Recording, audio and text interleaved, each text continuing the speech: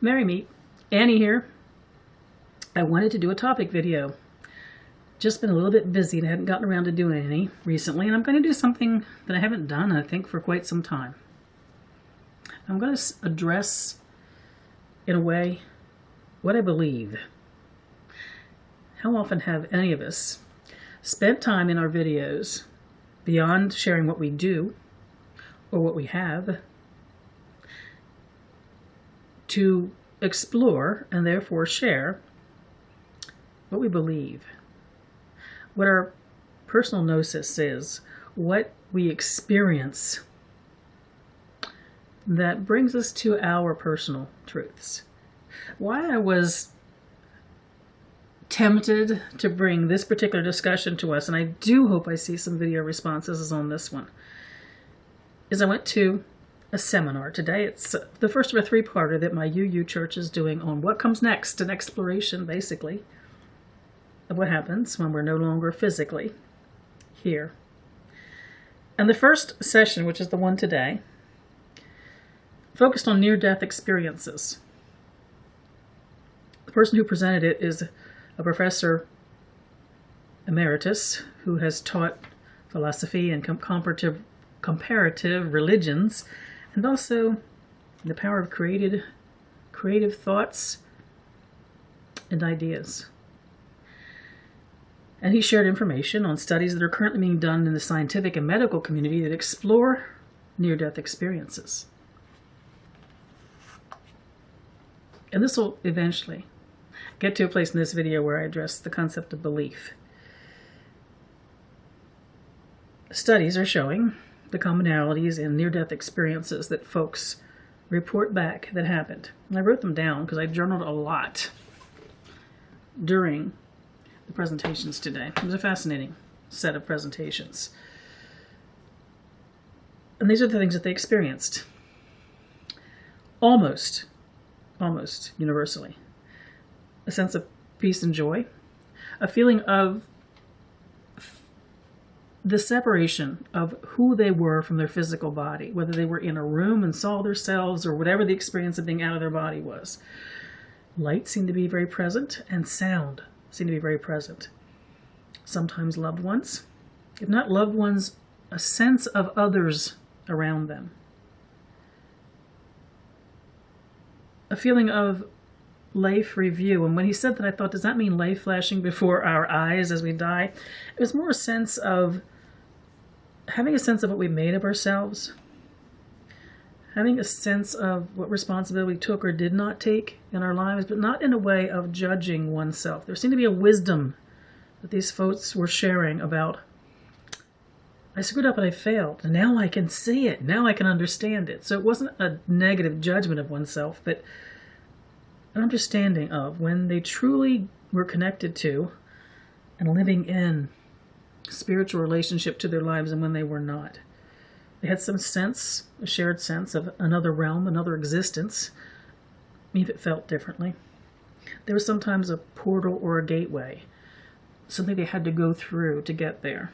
One of the fellows who was sharing a personal experience of his own near-death experience talked about that he sees a line between being alive and dying. And he said it's not like a solid line, like a brick wall. It's permeable. We can move through it and come back from it. And there comes a point, and he wondered if it was by choice, by personal choice, that it became something so solid that once on the other side you didn't come back from it. And we talked then about, do we choose to return after an out-of-body experience?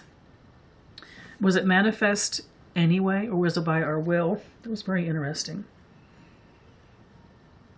And there were, in these scientific studies in the medical community and scientists, 20% of the people who explained what they felt, which often fell in these very categories, found it to be confusing. They felt lonely, insecure, maybe because it wasn't what they expected it would be, or literally the ground felt pulled out from underneath of them. only a few, 1% of the 20%, actually said it was negative.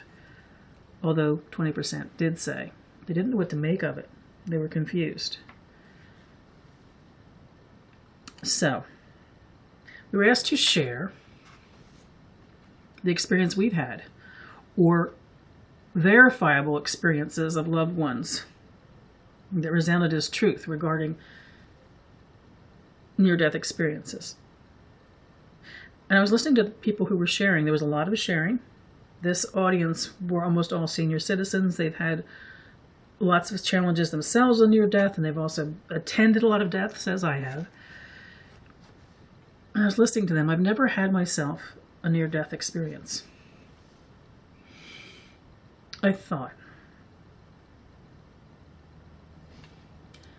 And then I stopped to think. When I was a baby witch studying with my first teacher, we were being coached and inspired to leave our bodies for astral travel or for out-of-body experiences. And I was paying careful attention and following the process, and I thought all good witches must be able to do this. And my friends would be reporting. We'd have these meditation sessions, and then we'd be called back, and they'd all be sharing these wonderful experiences of where they were and who they saw, and none of that was happening to me.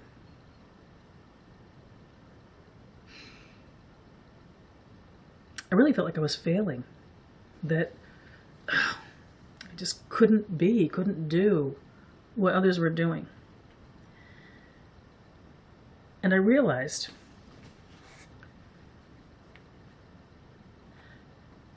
so many of them would have these experiences, and then they would say they didn't want to be called back, that they felt so light and they felt so free, and coming back to be present to this world and be part of their body again felt heavy. I feared that. I feared the feeling that I didn't want to return to my body.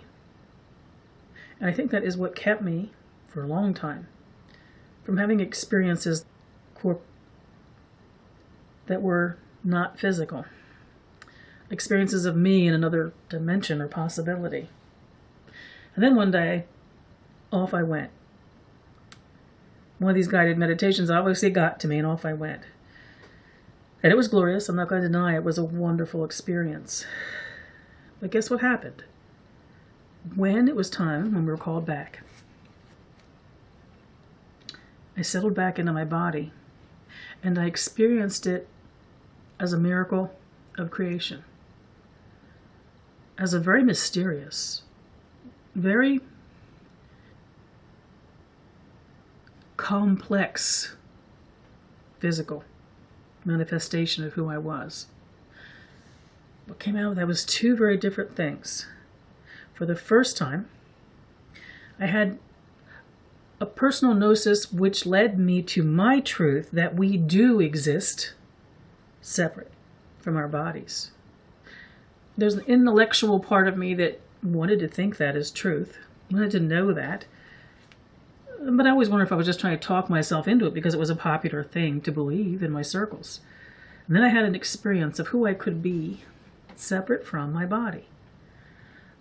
I didn't know what that meant in the bigger picture going forward, but I had my personal gnosis that I exist as an entity that lives in this vessel, but can exist completely separate from that. And of course, to me, the other epiphany was returning to it, the wonder and absolute joy I felt being here and now in the presence. Both of those learnings, the knowing, the belief that I existed beyond my physical self, and the knowing and the understanding, the belief in the perfect beauty and mystery, the possibility of living as a physical entity.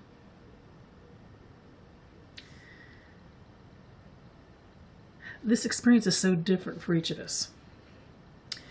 I wanted to share that interpretation from my own experience of being outside of my body. I shared it today in our discussions at this seminar. I said, I've never had a near-death experience, but what you have all explained is what happens to me when I choose to separate from my body in meditation, to explore who I am outside of my body. I feel peace and joy. There's light, there's sound. I don't see specific loved ones, or at least I should say I see them rarely, but I am aware of the presence of others. Not necessarily, in fact, they feel like strangers to me, but there's comfort in being in their presence. Sometimes I do get a perspective on my life, which is part of the review, the understanding of your responsibility to life that those who have experienced a near-death experience report. I do definitely feel another realm. If not that I can describe in specifics that I experience as possibility, there is a portal or a gateway in my experience of out-of-body travels. It's a portal, though, that I have never felt called to explore. I honestly believe if I explored by stepping through that portal, I would not want to return to my physical body. I've chosen not to go there. I do feel like I always have a choice of return. It led to some interesting discussions in this group today. How wonderful to be able to have this kind of discussion, in that a couple of people then were asking questions of, if it's not when you've died, but it's kind of that little death, which is the astral travel or out-of-body work that so many of us who are witches do as part of our exploration of who we are and who we are in relation to. They asked me, was I concerned that by still needing my physical body and still being present to it, what happened to it when I was traveling? And would another traveler potentially enter my body? Those of us who study esotericism know that is the incubus experience. I've never had a concern or worry about that because I'm deeply connected to the physical and to the here and now, no matter the travels I take on for myself outside of the physical. But it was fascinating to be in a mixed group. I don't think anyone who was there today would be part of the pagan community to have that kind of conversation. I guess I thought, well, I could understand why they might question that. But we could then question if one passed away because of illness or trauma of some kind. That would also make our body available for a traveler to step into. That's not part of my belief in relationship to my experience of being out of my body.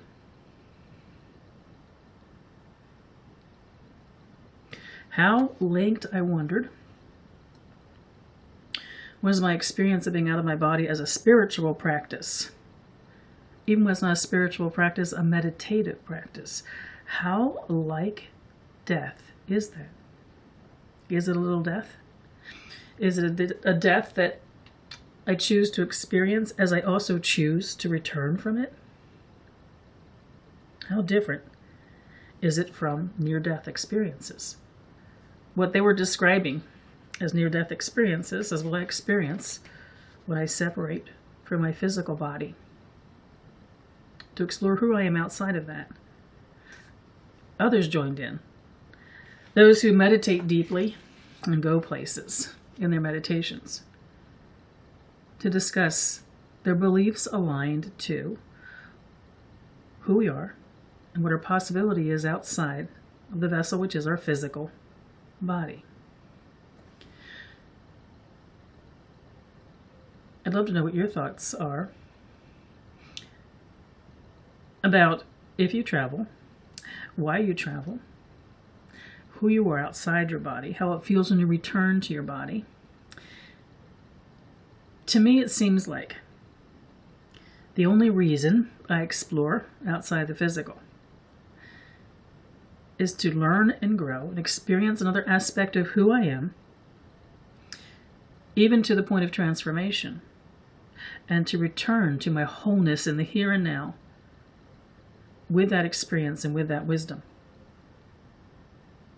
It's also an experience for me of embracing mystery. When I was a young witch, I was afraid to fly because others were saying returning to their body was not welcome, that the freedom was absolute bliss. I was hesitant to embrace the mystery of the experience. The learning that I brought back is I'm both of those things. The intimate connection I have to this, the shell that I live in, and who I am that was perhaps before that, perhaps continues on after it.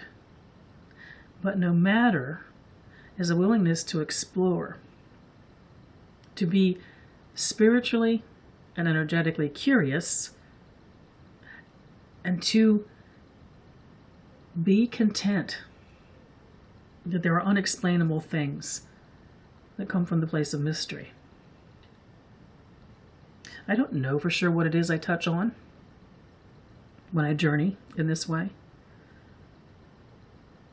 but it has taught me, by the very fact that it happens, that I am more than just this physical experience of being who I am.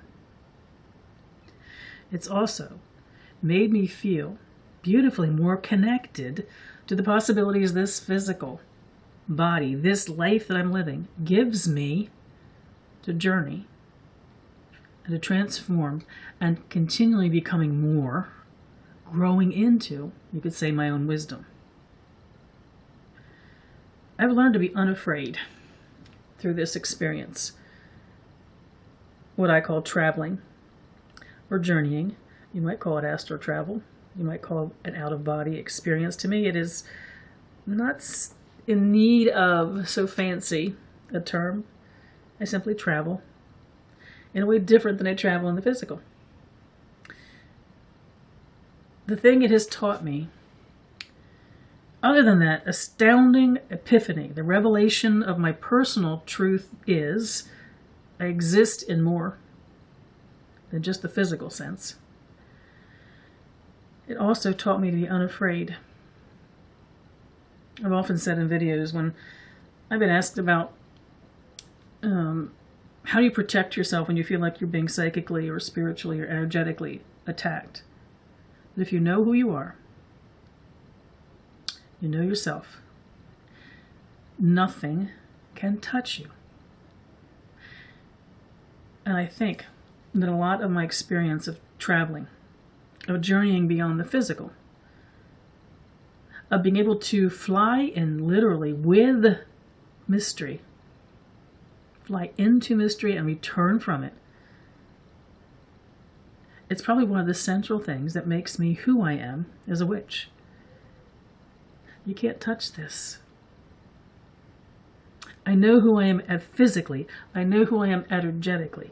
I know who I am spiritually. And all of that leads to my touching on so many facets of mystery. Possibility of transformation, of connection to my gods as I know them.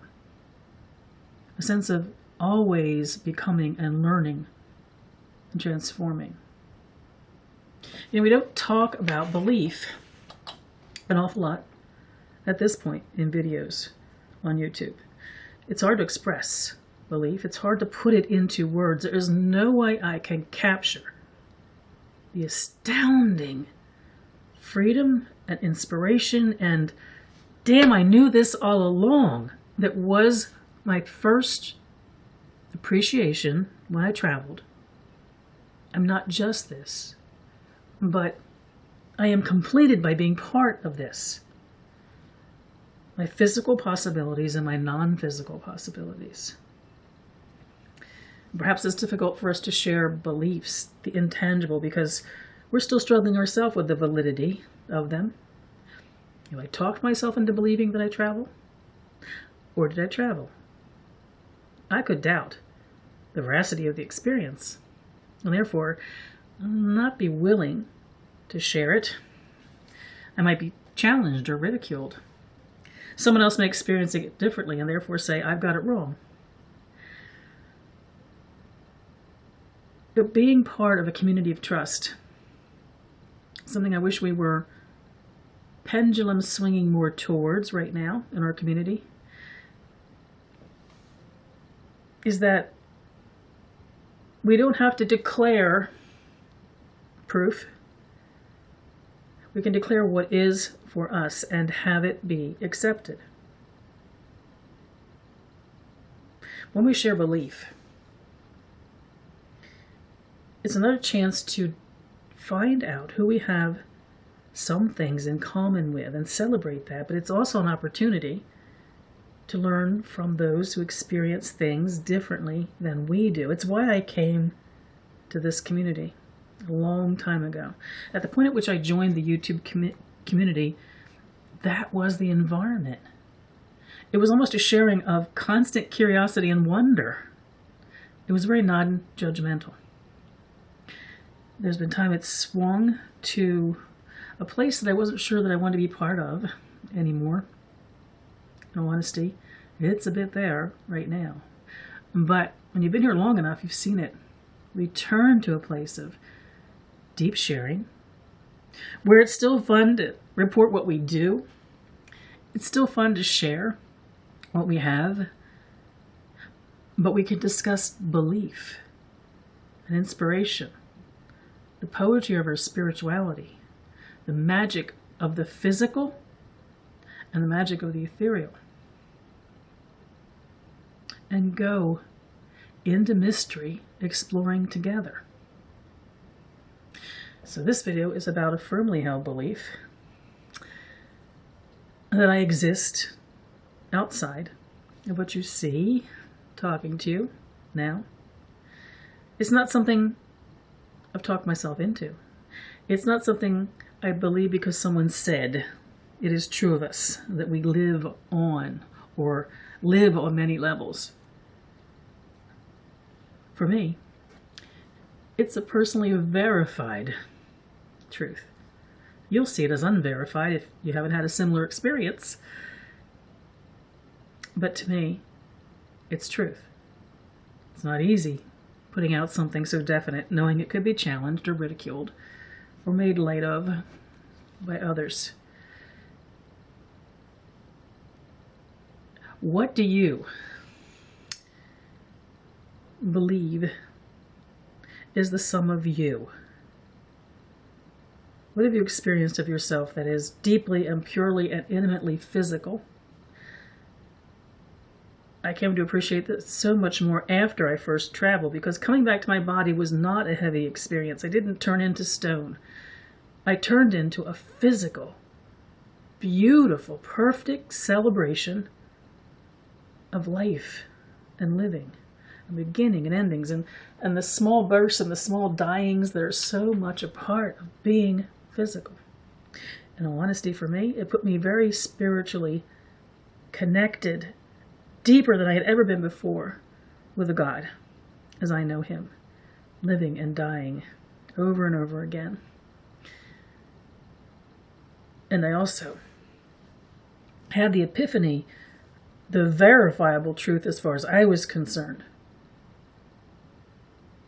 that I'm also something powerfully individual and unique outside of this physical experience of living. What's it been like for you? Have you explored this at an intellectual level? Have you had actual experiences of being out of your body? How did it feel for you? Was it freeing? Or was it terrifying? Why would you choose to step outside of the physical? I've asked myself that whenever I do any kind of journeying. To me, it's flying with mystery, freedom, a curiosity to understand what the truth is I know is not something we can understand. And when I return from that, I just feel that much more blessed to experience, in a way, a life that's more predictable and has a lot less mystery as part of it. I like the experience of myself as an entity in the physical world and outside of that. I'd love to know what it's like for some of you who have either thought about this and have an intellectual concept of what you think it is, who may have had the opportunity to experience, have moment or moments of gnosis, personal gnosis, that inform what you thought of, what you thought sounded like it might be, and your experience of it. When it comes to who are you, here and now, in your physical body, and who are you when you step outside of that? I'll tell you, I'm going to end it with this. This is long enough. One of the things that traveling has brought to me, when we were talking about near-death experiences, they were talking about, in so many of these studies, folks meet loved ones. Or if they don't meet specific loved ones, they have a sense of others around them, and it's a comforting feeling. I've had that when I've traveled. Almost always, actually, when I travel. And here's the part that intrigues me. I've also had a sense that I meet other versions, other facets, other possibilities of myself. I literally have experienced meeting up with myselves, I might say, in my travels. Wonderful, comforting, inspiring. A mystery. I hope you'll consider joining in this conversation. I wish you all mirth and reverence. Merry part.